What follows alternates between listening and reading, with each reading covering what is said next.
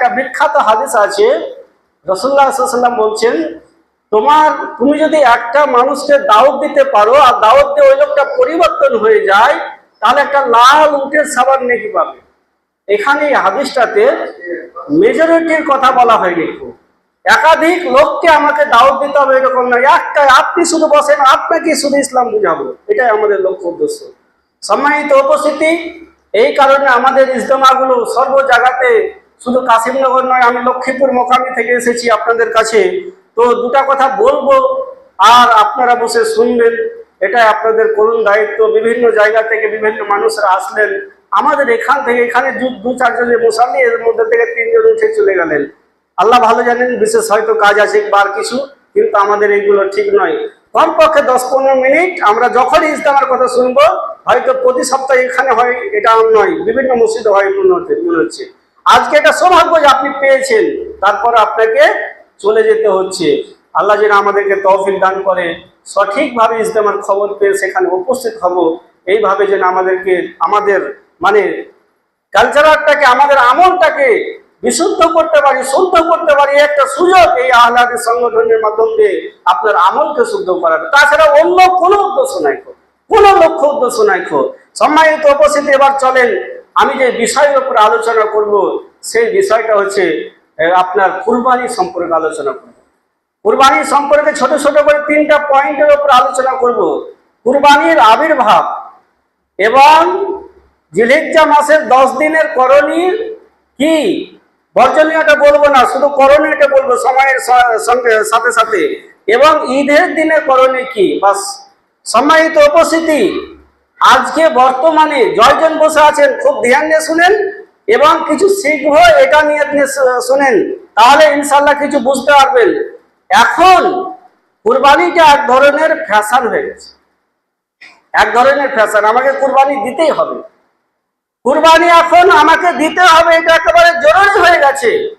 সালাত আদায় হোক আর না হোক, সালাত আদায় আমাকে করতে হবে, ফরজ কাজ, এর কোনো গতিবিধি নাই কিন্তু আমাকে কুরবানি যে কোনো মূল্যে যেমন করে হোক না কেন করতে হবে, এটা আমাদের নীতি। সম্মানিত উপস্থিতি, এটা একটা সুন্নাত, সুন্নাতে মুআক্কাদা কেউ বলেছেন, কেউ সুন্নাত বলেছেন। আর সালাত আদায় করা কি ফরজ কাজ, সালাত আদায় না করলে জান্নাতের গন্ধ পাওয়া যাবে না, কুরবানি না করলে জান্নাত পাওয়া যাবে না, একথা পৃথিবীর কোনো আলেম আপনাকে বলবে না, কিন্তু সালাত আদায় যদি না করেন তাহলে জান্নাত পাওয়া যাবে না। সালাত আমরা কেউ আদায় করি না, আবার কুরবানি দেওয়ার জন্য প্রস্তুত গ্রহণ করি। সম্মানিত উপস্থিতি, আপনি ভালো করে বুঝেন যে আয়াতটা আমি খুতবাতে পেশ করেছি, কুরবানি কার কাছ থেকে রব্বুল আলামিন সংগ্রহ করবেন, কার কাছ থেকে সংগ্রহ করবেন?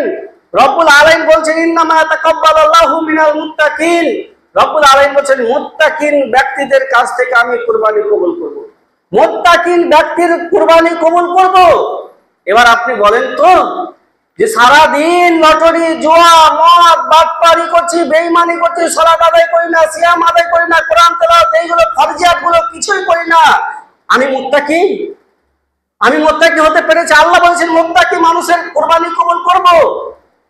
এখানে আপনি জোর করে দিতে পারবেন না, ভালো করে শুনেন, জোর করে দিতে পারবেন না। এই যে বর্তমানে দেখলেন না ভোটার লিস্টের কি অবস্থা হলো, কখন আপনার 2002 লিস্টে আমার আব্বার নাম ছিল বাসের শেখ, আদৌ আমি জানি না যে বাসের শেখ, এখন আমরা সমস্ত মানে ডকুমেন্টসে বাসেদ আলী লিখি, আমি আদৌ জানি না যে বাসেদ শেখ ছিল, তখন বেরিয়ে চলে আসলো। এটা যদি আপনার আধুনিক যুগে হয়, তাহলে আল্লাহর সিসি ক্যামেরায় কি ধরা পড়বে আপনার অবস্থা, আমার কি অবস্থা হবে কাল হাসরের ময়দানে। সম্মানিত উপস্থিতি, সেখানে আপনার কুরবানি টিকবে, কেমন ভাবে টিকবে? যদি আপনি মুত্তাকি না হন, কেমন করে কবুল হবে? মুত্তাকি হতে হবে, পরহেজগার হতে হবে।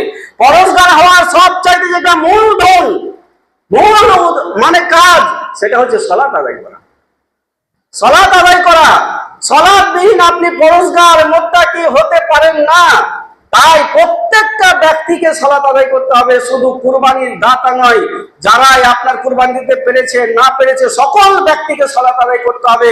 সালাত আদায় করার পরে তার যদি ক্ষমতা হয়, তাহলে সেই ব্যক্তি কুরবানি করবে। কুরবানি করতে হবে একটা গুরুত্বপূর্ণ ইবাদত। এই কুরবানি যুগে যুগে নবী রাসূলরা করেছেন। নবী রাসূলুল্লাহ করেছেন, ইব্রাহিম আলাইহিস সালাম তিনি তিনার সন্তানকে কুরবানি করেছেন। সন্তানকে কুরবানি করেছেন। একটু ভাবেন, ঘটনা শুনেছেন, এই ঘটনা আপনার জানা আছে যে ইব্রাহিম নবী সন্তানকে কুরবানি করেছেন। সন্তানটা কত আল্লাহ রাব্বুল আলামিনের কাছে বারবার বলে বলে চেয়েছেন, রব্বি হাবলি মিনাস সলিহিন, তুমি আমাকে একটা নেক সন্তান দাও, নেক সন্তান দাও। সন্তান চেয়ে রব্বুল আলামিনের কাছে নিলেন। প্রায় 80 বছর বয়সের অতিক্রম হয়েছে বয়স, তখন রব্বুল আলামিন সন্তান দিয়েছে। আবার রব্বুল আলামিন বলছেন, ওকে তুমি জবাই করো, ওকে তুমি জবাই করো। আল্লাহু আকবার! কত বড় পরীক্ষা! আপনি ভেবেছেন ওই সাজুর মোড় থেকে, ধলিয়ার হাট থেকে, ডান্ডুবির হাট থেকে ছাগল কিনে এনে দিয়ে দিলাম আর জবাই করে দিলাম, আল্লাহ কবুল করে নিল? এত সহজ ভেবে নিয়েছেন? ইব্রাহিম নবীকে বলছেন তুমি সন্তানকে কুরবানি করো। আল্লাহ রাব্বুল আলামিনের ঘটনা আমি বলছি না, শুধু ইঙ্গিত বলতে বোঝাতে চাইছি যে আপনার ইব্রাহিম নবী প্রস্তুত হন যে সেই সন্তানকে কুরবানি করার জন্য রেডি। আপনাকে অন্তর কাটা রব্বুল আলামিনকে দিতে হবে। রব্বুল আলামিন তাতে খুশি হবেন যে রব্বুল আলামিন যেটাতে আপনার অন্তর কাটা থাকবে সেইগুলোকে দিতে হবে। কিন্তু আমরা বর্তমানে যেইগুলোতে আমাদের স্বার্থ রয়েছে সেইগুলো আমরা বেশি বেশি করে ফ্যাশন করার চেষ্টা করি। যেইগুলোতে আমাদের স্বার্থ নেই, যেইগুলোতে উখরাবি কাজ রয়েছে, জান্নাত জাহান্নামের কাজ রয়েছে, সেইগুলোতে আমাদের স্বার্থ নেই। কিছুদিন আগে দেখতেন না, কিছুদিন আগে, এখন একটু ভালো হয়েছে, কিছুদিন আগে আকিকা দিত, তো মানুষরা ছাগল খুঁজে নিয়ে আসতো, আর এমন ছাগল মানে টিপলে রস বের হবে না, এমন ছাগলগুলোকে কড়াই করে নিয়ে আসতো, আকিকা দিত। এটা আল্লাহ রাস্তায় দিবে, তার কারণে এটা আল্লাহ রাস্তায় দিবে, তার কারণে ওই সমস্ত ছাগলগুলোকে নিয়ে আসতো। এই ছেলেরা বসে আছেন চেয়ারে, জিজ্ঞাসা করবেন পরক্ষণে মাদ্রাসাতে কি বলছে আপনার সাদকা দিত, সব চাইতে যেটা হাড্ডি কুড্ডি বকরি সস্তাতে ১,৫০০ টাকাতে পাওয়া যাবে, ২,০০০ টাকাতে পাওয়া যাবে, ওই বকরিটাকে কিনে এনে আল্লাহ রাস্তাতে দিবে। এরাই নাকি রাজত্ব করবে, এরাই নাকি আল্লাহ রাব্বুল আলামিনের জান্নাত ক্রয় করবে। সম্মানিত উপস্থিতি, ভালো করে শুনেন, রব্বুল আলামিন বলেন লান তানালুল বিররা হাত্তা তুনফিকু, আমার রাস্তাতে খরচ করো সব চাইতে মূল্যবান ধনটা, মূল্যবান জিনিসটা আল্লাহর রাস্তায় খরচ করতে হবে, সব চাইতে যেটা আপনার ভালো জিনিস। ইব্রাহিম নবীর কলিজার টুকরা ছেলে, যার ছেলে পেলে হয়নি, সে একবার তাকে জিজ্ঞাসা করেন যে কি অবস্থায় আছে যার ছেলে পেলে হয়নি। ৮০ বছর বয়সের ছেলে, বয়স হয়ে গেছে, বৃদ্ধ মানুষ হয়ে গেছে, এখন ছেলেকে চাইছে রব্বুল আলামিনের দরবারে তুলে দিচ্ছেন। আল্লাহু আকবার!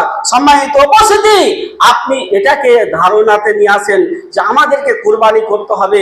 ইব্রাহিম নবী যেমন কুরবানি করেছেন সেই রকম ভাবে মন মিজাজ নিয়ে কুরবানি করতে হবে। ইব্রাহিম নবীর উদ্দেশ্য কি ছিল গো? আল্লাহকে খুশি করা, আল্লাহকে রাজি করা। আপনার কুরবানির উদ্দেশ্য কি? বন্ধুকে জানা যে আমি কোম্পানি মানুষ, আমি যদি ৪০,০০০ টাকাতে খাসি না কিনতে পারি তাহলে আমার কর্মচারীরা বলবে কি, আমার বন্ধু বান্ধব বলবে কি, আত্মীয় স্বজন বলবে কি, এটা আমাদের ধারণাতে রয়েছে। ইব্রাহিম নবীর ধারণা এটা ছিল না সন্তানকে কুরবানি করছে, এটা ধারণা ছিল না। সম্মানিত উপস্থিতি, এইগুলো থেকে আমাদেরকে বেরিয়ে আসতে হবে। একেবারে ইখলাসের সাথে কুরবানি করতে হবে, লিল্লাহের জন্য কুরবানি করতে হবে, আল্লাহকে খুশি করার জন্য। ইব্রাহিম নবী কুরবানি করেছেন, দাউদ নবী কুরবানি করেছেন, তারপরে আদমের সন্তানরা কুরবানি করেছেন। ঘটনা আপনাদের জানা আছে, শুধু ইশারা করছি যে আজকে বর্তমানে রব্বুল আলামিন যদি বলতেন, এখন তো আপনি সোশ্যাল মিডিয়া দেখছেন বিভিন্ন প্রশাসনেরা বলছে, আমি তাদের কথা বলবো না বক্তব্যতে, শুধু বলতে চাইছি তারা নিষেধ করেছে যে এই সমস্ত পশুগুলো কুরবানি করিও না। আল্লাহ যদি আমাদেরকে বিধান দিয়ে দিত তোমরা কুরবানি করবে ঠিক আছে, কিন্তু মাংস খেতে পাবে না। আগে মা বোনেরা বলতো না যে আকিকা করলে আকিকার মা মানে ছেলের মা বাপ খেতে পাবে না, বলতো আগে, এটা শরীয়ত নয়, বলতো যে খেতে পাবে না।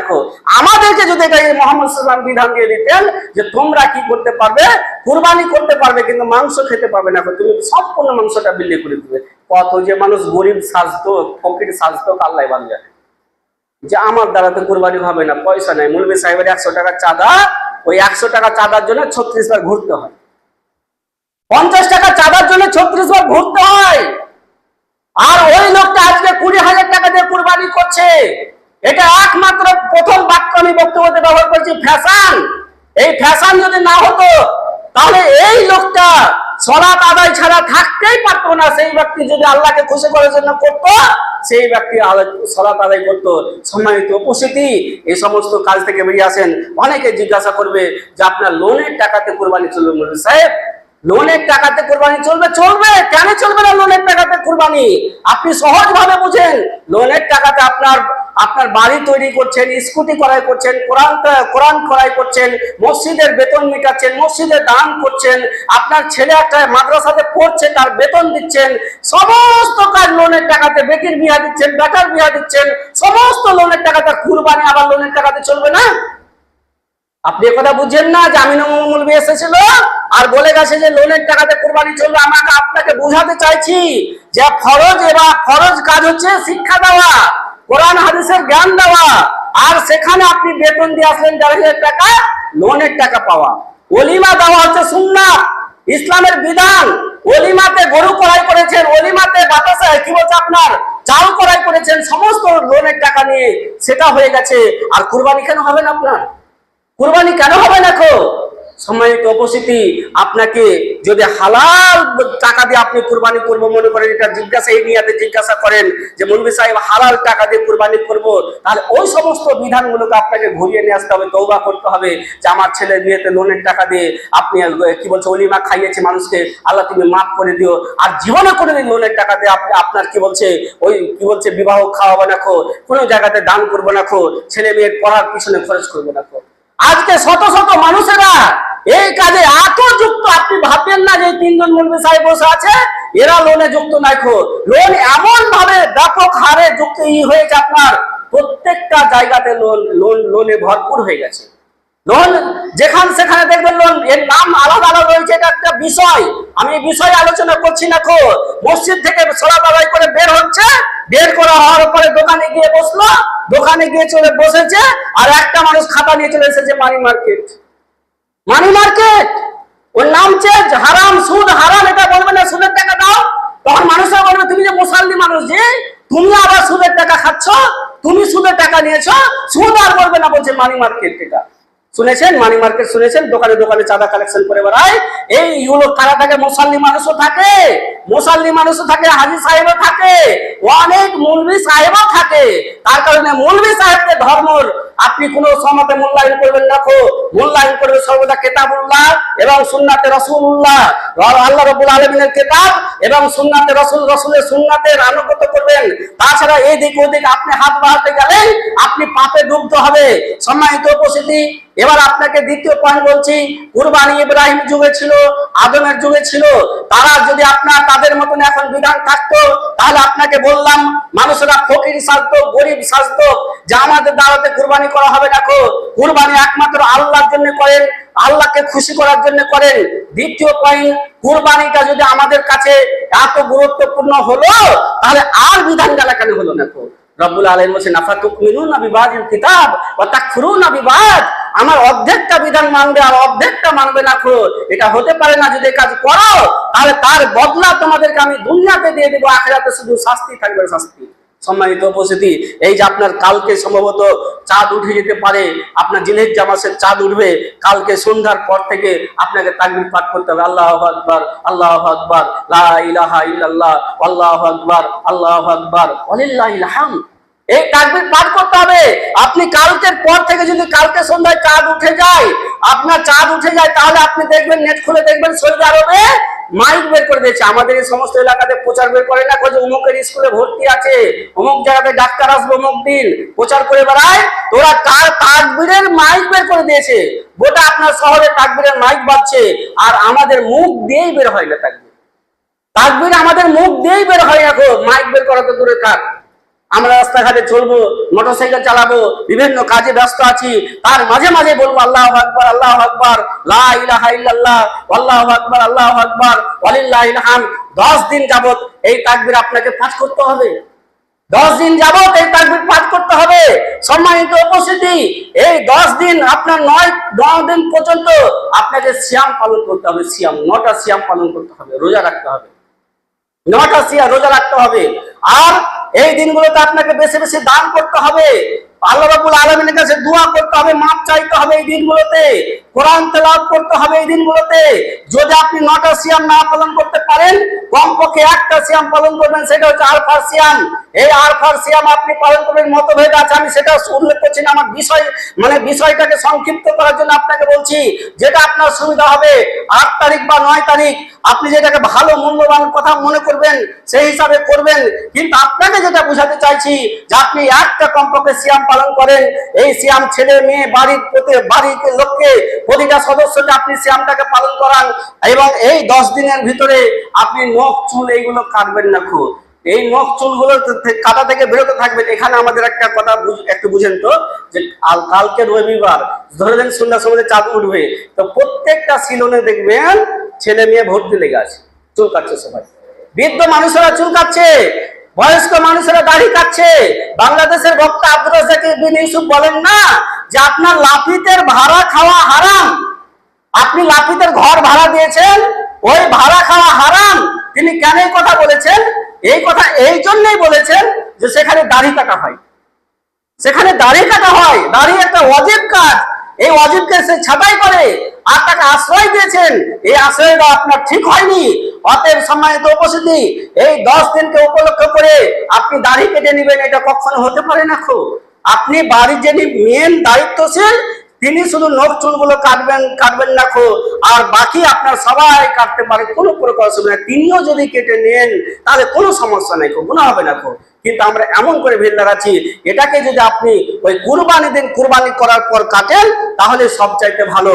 সম্মানিত উপস্থিতি, এবার চলেন, এই 10 দিনের ভিতরে আপনাকে যে কোনো মাংস আপনি খেতে পারেন, যে কোনো মাংস খেতে পারেন। আমাদের সমাজে যে ভুয়া রেওয়াজ আছে যে আপনার কোনো কিছু কাটা যায় না, এইগুলো সব ভুয়া কথা। আপনার সমস্ত কিছু জবাই করা যাবে, যেটাই হালাল বস্তু সেটাই জবাই করা যাবে।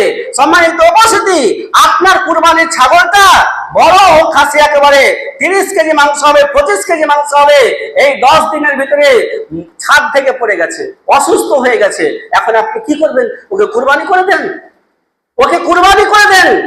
কুরবানির বিধান এটা আপনাকে এই জন্য নিয়ত করতে হবে। আপনাদের কাছে নতুন কিছু কথা বলতে আসেনি, হয়তো আপনাদেরকে নতুন লাগবে যে নতুন কথা বলছেন। আগে থেকে কুরবানির পশু যেটা আপনি পুষছেন 6 মাস থেকে, 1 বছর থেকে, 3 মাস থেকে, আগে থেকে কুরবানির নিয়ত করে রাখবেন না, আগে থেকে কুরবানির নিয়ত করে রাখবেন না। কুরবানি যদি নিয়ত করে না রাখেন, ছাগলটা পুষছেন, খাসিটা পুষছেন, গরুটা পুষছেন, পুষতে পুষতে আপনার এমন একটা সমস্যা হয়ে গেল যে এখন ওই কুরবানিটাকে কি করতে হবে? ওই ছাগলটাকে, খাসিটাকে বেচতে হবে। আপনি বেচতে পারেন, অপশন আছে, যেহেতু আপনি এখন সাধারণভাবে ওকে পুষছেন, সাধারণভাবে ওকে পুষছেন। আর যদি ওটাকে আপনার কি বলছে কুরবানির নিয়াতে পুষছেন আর ছাদ থেকে পড়ে গেল, তো মানুষরা কি করে গো, ওকে জবাই করে, বা অসুস্থ হয়ে গেল তখন জবাই করে বিক্রি করে দিল, আবার ছাগল কিনছেন না। আপনাকে ওই মাংস বিক্রি করে দিতে হবে, যেমন কুরবানির মাংস বিক্রি করে। কেউ করে? কেউ করতে চায় না এটা, কারণ ওর নিয়াত আছে যে ওই দিনই কাটতে হবে, ওই দিনই জবাই করতে হবে। তার কারণে আপনাকে আগে থেকে যদি নিয়াত করে থাকেন তাহলে তাকে বিল্লি করে দিতে হবে। আর যদি নিয়াত আগে থেকে কুরবানি না করে থাকেন তাহলে আপনি ওটাকে মাংস করে বেচেন, আপনার বিপদ পড়ে গেছে, আপনি ওটাকে বেচেন, কোনো সমস্যা নাই। তাহলে এখান থেকে বোঝা যাচ্ছে যে আপনার সেই পশুটাকে আপনি এই 10 দিনের ভিতরে জবাই করে খেতে পারেন, কোনো সমস্যা নাই। তো যদি জবাই 2 ধরনের বললাম, যদি কুরবানির নিয়ত না থাকে তাহলে বিক্রি করতে পাবেন, আর কুরবানির নিয়ত থাকে যে এটা কুরবানি আমার খাসি, তাহলে যেমন ভাবে কুরবানির দিন আপনি বিক্রি করতেন সেম ওইভাবে বিক্রি করে দেন, কুরবানি সব হয়ে যাবে। ইন্না রব্বুল আলামিনের নবী বলছেন তোমার নিয়াত বলে রব্বুল আলামিন নেকি লিখে দিবেন। আপনার আমার যদি নিয়াত পরিষ্কার থাকে তাহলে কুরবানির আপনার নেকি আপনি পেয়ে যাবেন। তাহলে এই কাজ আমাদেরকে করতে হবে। এবার চলেন, কুরবানির দিন সন্ধ্যা, কুরবানির দিন 2 দিন 3 দিন আগে থেকে যে প্রস্তুতি আমাদের সমাজে চলে, এগুলোকে আমাদেরকে ছাড়তে হবে। একেবারে শেষ লগ্নের দিকে আপনাদেরকে নিয়ে এসেছি যে আমাদের দিকে দেখেন, এই যে আপনার কাশিমনগরটা, আমরা বেলাঘাটি ছোটতে আসতাম, আমার খালার বাড়ি আছে, তো আপনার অনেক পুকুর আছে, এখন আছে কিনা জানি না, অনেক পুকুর আছে। তো ওই ঈদের সময়তে এত জামা কাপড় সাফ করে, সব লাইন ধরে ধরে জামা কাপড় সাফ করে, আগেও করতো, এখনো বিভিন্ন বাড়িতে দেখবেন ঝুল ঝাড়া থেকে ওই ঝাড়া থেকে ওই ঝাড়া থেকে বাড়ি এত পরিষ্কার করছে। আগে মুমিন মুসলমানের বাড়ি কোনোদিন নাপাক থাকে, অপবিত্র থাকে, নোংরা থাকে? এটা হতে পারে না। আমাদের স্ত্রীদেরকে আমরা কখনো ঈদের দিনে বাড়িঘর পরিষ্কার করতে দিনি। আপনি যে কোনো সময় যাবেন, সবসময় বাড়িঘর পরিষ্কার আছে। এটা মুমিন মুসলমানের একটা পরিচয়, মুমিন মুসলমানের নিদর্শন। জামা কাপড় সর্বদা পরিষ্কার পরিচ্ছন্ন থাকবে। বিশেষ করে দেখবেন আলেমদেরকে দেখবেন এই পোশাকটাই পরে শ্বশুর বাড়ি, এই পোশাকটাই পরে আপনার কি বলছে বড় বড় প্রোগ্রামে গিয়ে হাজির। আপনার নির্দিষ্ট পোশাক তোলা আছে যে ওইটাকে পরে যাবে, এরকম নয়। সম্মানিত উপস্থিতি, প্রত্যেকটা পোশাক আপনাকে প্রতি সময়তে পরিষ্কার পরিচ্ছন্ন রাখতে হবে। কিন্তু মেয়েরা এত বেড়ি বাধা নিয়ে ব্যস্ত থাকে যে কিছু পরিষ্কার পরিচ্ছন্ন করবে না, ওই ঈদের সময়তে সব বের করবে। এইগুলো আপনাকে করতে হবে না। সারা বছর আপনি পরিষ্কার পরিচ্ছন্ন হয়ে থাকেন, এই কাজ করতে হবে না। দ্বিতীয় কথা বলছি, ঈদের দিন সন্ধ্যার সময়তে আমাদের কাজ কি? মেহেন্দি মাখা নিয়ে ব্যস্ত। মেহেন্দি মাখানে প্রতিটা বাড়িতে বাড়িতে মেহেন্দি মাখানে ব্যস্ত। সবাই এক অপরে মেহেন্দি মাখাচ্ছে, কে বড় ভাইকে মাখাচ্ছে, কে কাকাতে মাখাচ্ছে, কে বোনকে মাখিয়ে দিচ্ছে। এইগুলো রমরমা বাজার চলছে। এইগুলো ঈদ নয়। সম্মানিত উপস্থিতি, এই প্রথা কোথা থেকে আসলো? কোথা থেকে আসলো এই প্রথা? যেভাবে মেহেন্দিকে সমস্ত বাড়ির লোককে মাখতে হবে, ছেলে মেয়ে আপনার সকল মানুষকে আপনার এই মেহেন্দি মাখার প্রথা কোথা থেকে আসলো? দেখেন, আমি মানে বর্তমানে যেগুলো চলে ওইগুলোকে বক্তব্যতে বলার চেষ্টা করি। রমজান মাসে আপনি দাতন করেছেন, যেখান সেখানে দাতন করছিল সবাই, নিমের ডাল ভেঙে, এই ডাল ভেঙে। এখন আর ওই দাতন দেখতে পাচ্ছেন? এখন আর দেখতে পাচ্ছেন না কেন? ওলামায়ে কেরাম বসে আছেন, জিজ্ঞাসা করেন ওই দাতন করা কি রমজান মাসে সুন্নাত? রমজান মাসে শুধু রমজান মাসে হয়ে গেল, বাস খতম। আমাদের সমাজে জামা কাপড় পরিষ্কার করা ঈদের সমাজে যেইভাবে ধুমধাম করে পরিষ্কার করে আর দেখতে পাবেন না খুঁজে। যেইভাবে মেহেন্দি মাখে আর দেখতে পাবেন না খুঁজে। এবার চলেন, কত প্রথা খারাপ রয়েছে, কত নোংরা কাজ রয়েছে। আপনার স্বামীকে কি বলছে, আপনাকে ফোন করে আপনার স্ত্রী বলবে, ওগো আটা নিয়ে আসবে না, চিনি নিয়ে আসবে না, তেল নিয়ে আসবে না, আধাসা তৈরি করতে হবে। আধাসা তৈরি করতে হবে। আধাসা তৈরি করে এদিকে, ওই আপনার ধুলিয়ানের দিকে আপনার মিহিদানা তৈরি করে, আমাদের দিকে আপনার আধাসা তৈরি করে। আল্লাহ নবী সাল্লাল্লাহু আলাইহি ওয়াসাল্লামের 9 জন স্ত্রী ছিল। ও একটা 9 জন স্ত্রীর ভিতরে কোন একটা স্ত্রী একটা জাল হাদিসও নেই আল্লাহ নবী ঈদ এসেছে আধাসা করবেন না। চলেন ঈদের আধাসার জন্য প্রস্তুতি গ্রহণ করি। কাপড় ক্রয় করতে হবে। কাপড় ক্রয়ের জন্য আল্লাহ নবী সাল্লাল্লাহু আলাইহি ওয়াসাল্লামের স্ত্রীগণ, কোন একজন স্ত্রী বলেছেন চলেন কাপড় ক্রয় করি। এইগুলো আমরা ঈদের নামে সাজিয়ে নিয়েছি। আসল উদ্দেশ্য ছিল কুরবানিটাকে কবুল করা। আসল উদ্দেশ্য ছিল হজ করা, আরাফার ময়দানে হাজির হওয়া। এইগুলো সব চলে গেল, আধাসা তোলা নিয়ে ব্যস্ত হয়ে আছে। আধাসা তোলা নিয়ে ব্যস্ত হয়ে আছে। এগুলোকে ছাড়েন। এইগুলো সন্ধ্যার সময় আধাসা করা হয়। আমরা যখন থেকে বুঝতে পেরেছি তখন থেকে আমাদের বাড়িতে আধাসা হয় না। আমরা আধাসা তুলি না। আধাসা তোলার প্রয়োজন মনে করি না। আধাসা 12 মাস খান। ঈদের রাত্রে আধাসা করতে হবে, ঈদের দিন সকালে আধাসা খেতে হবে। এই কথা আপনাকে কে বললো? এটা একটা অতিরিক্ত বোঝা স্বামীর উপরে অতিরিক্ত পেশা। সম্মানিত উপস্থিতি, আপনাকে বললাম না যে আধাসা খাওয়া হারাম, এ কথা আমি বললাম না। আমি যেটা বুঝাতে চাইলাম, মুহাম্মদ সাল্লাল্লাহু আলাইহি ওয়াসাল্লামের 9 জন স্ত্রী পালন করেছেন, কোনোদিন কেন এই কথা বলেননি? আপনার স্ত্রী কেমন করে আপনাকে বললো? সম্মানিত উপস্থিতি, এবার ঈদের দিন সকাল হয়েছে। ঈদের দিন সকাল হওয়ার সময়তে আপনি কি করেছেন? আপনার ছাগলটাকে গোসল করাতে নিয়ে যাচ্ছেন। আপনার ছাগলটাকে সাবান শ্যাম্পু মাখিয়ে, কাশিমনগরের মানুষ শুনে রাখেন, ছাগলটাকে, খাসিটাকে, গরুটাকে আপনি শ্যাম্পু সাবান দিয়ে গোসল করাচ্ছেন। এই বিধান কোথায় পেলেন? কে বললো আপনাকে এই বিধান? ভালো করে শুনে রাখেন। যেই পশুর মাংস খাওয়া হালাল, যেই পশুর মাংস খাওয়া হালাল, সেই পশুর পেচ্ছাপ পায়খানা নাপাক নয়। সেই পশুর পেচ্ছাপ পায়খানা নাপাক নয়। সেই পশুর পেচ্ছাপ পায়খানা আপনার গায়ে যদি ভরে যায়, সালাতের কোনো ক্ষতি হবে না। সালাতের কোনো অসুবিধা হবে না। অতএব সেই পশুকে আপনি গোসল করাতে পারবেন না।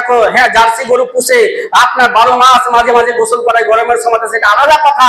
কিন্তু এই কুরবানির নিয়তে আপনি সকালে পশুটাকে কেন গোসল করাবেন? কেন গোসল করালেন? এই গোসল করা থেকে বিরত থাকেন। জয়জল বসে আছেন, এটাকে প্রচার করেন, মানুষকে বলেন। আমরা আজকে বলে দিয়ে চলে গেলে আপনার দায়িত্ব।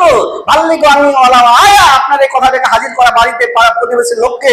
সম্মানিত উপস্থিতি, এবার সকালবেলাতে আপনার স্ত্রী কি করেছে? এতটিক চাল, এতটিক ডাল, এতটিক পয়সা গামছাতে বেঁধে দিয়েছে, ঈদের ময়দানে যাবে। ঈদের ময়দানে আমাদের সমাজে কেমন জানেন গো? আপনাদের দিকে কেমন হয়? সকাল 8টার সময়তে, সকাল 8টার সময়তে ঈদ। আসাম থেকে এসেছে, উড়িষ্যা থেকে এসেছে, মদখোর, বাটপার, সুদখোর, আপনার কি বলছে এনআরসির খাতায় তাদের নাম পড়ছে দেখেন, আপনি দেখেন সেই সমস্ত বাসাগুলোতে একবার গিয়ে দেখবেন। আমার যাওয়া আছে তার কারণে বলছি, একটা লরি ভ্যান ছেড়ে দেন, লরি যদি নিয়ে যান আর প্রতিটা বাসাতে যদি আপনি ঢুকেন, ভাই তোমাদের মদের কতগুলো সিসি আছে দাও তো, দিবে এই বাসা থেকে দিল, ওই বাসা থেকে দিল, ওই বাসা থেকে দিল, 10-20টা বাসা ঘুরলে লরি ভর্তি হয়ে যাবে। ওরা এসেছে ঈদ করতে, ওরা এসেছে ঈদ করতে, আর ওদের জন্য ইমাম সাহেব আর মোহন সর্দার সাহেব কি করেছে, 8টার সময় ঈদ করেছে। সাহাবা রাদিয়াল্লাহু তাআলা আনহুরা বলছেন, আমরা ফজরের সালাত আদায় করার পরে অধিকাংশ মানুষ আমরা ঈদগাহের দিকে হাজির হয়ে যেতাম, হাঁটতে শুরু করতাম ফজরের সালাত আদায় করে, ফজরের সালাত আদায় করে হাঁটতে শুরু করলাম ঈদগাহের দিকে। সম্মানিত উপস্থিতি, আপনি যদি কাজ করেন তাহলে আপনাকে 8টার সময় ফজরের নামাজ যদি জামাতে পড়েন, তাহলে 8টার সময় আর আপনার জন্য সময়টা অনেক লম্বা। 8টার সময়টা অনেক লম্বা। সম্মানিত উপস্থিতি, এবার আমরা কি করে 8টার সময় করে, যেটা শরীয়তের খেলাফ কাজ, আপনাকে যত তাড়াতাড়ি পারে এই কাজটাকে করতে হবে। এবার এই চালটিক নিয়ে গিয়ে, গমটিক নিয়ে গিয়ে, আপনার স্ত্রীর চাল গম বেঁধে দিয়েছে, নিয়ে যাওয়ার পরে ওখানে ফকির ফাকরা লাইন ধরে বসে আছে, গামছা পেতে দিয়েছে, ফকিরের কোনো খবর নাই, কিন্তু গামছা পাতা আছে, আপনি দান করছেন, আপনি দান করছেন, বাহ মুসকে মুসকে দান করছেন, আর ভাবছেন যে আজকে আমি জান্নাত কামিয়ে নিলাম, জান্নাত আজকে আমি নিয়েই দিলাম, বা কারণ ফকির মিসকিনকে দিলাম। ভালো করে শুনে রাখেন, জয়জন বসে আছেন, মুহাম্মদ সাল্লাল্লাহু আলাইহি ওয়াসাল্লামকে আপনি অপমান করছেন।